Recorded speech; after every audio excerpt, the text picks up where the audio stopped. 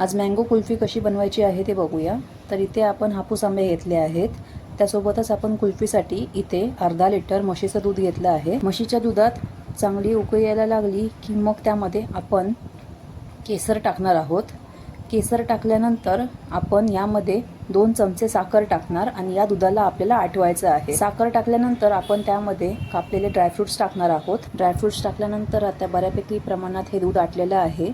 आता आपण यात वेलची पावडर टाकणार आहोत आणि याला थंड होण्यासाठी साईडला ठेवून द्यायचं। आंब्याचा देठ कापून घ्यायचा आणि आंब्यातली पाराम जी आहे ती पकडीच्या सहाय्याने काढून घ्यायची। पाराम काढून झाल्यानंतर हा जो भाग आहे यात आपल्याला मगाचचं कुल्फीचं मिश्रण जे आहे ते ओतून फ्रीजमध्ये 12 ते 14 तासांसाठी सेट होण्याकरिता ठेवायचं आहे। मगाचचे जे आंब्याचे देठ आपण कापले होते ते याला लावून फ्रीजमध्ये आपण आता ठेवणार आहोत। तुम्ही ही मँगो कुल्फी नक्कीच ट्राय करून बघा आणि रेसिपी आवडली असेल तर लाईक, शेअर आणि चॅनलला सबस्क्राईब करायला विसरू नका आणि बेल आयकॉनवर आवर्जून क्लिक करा।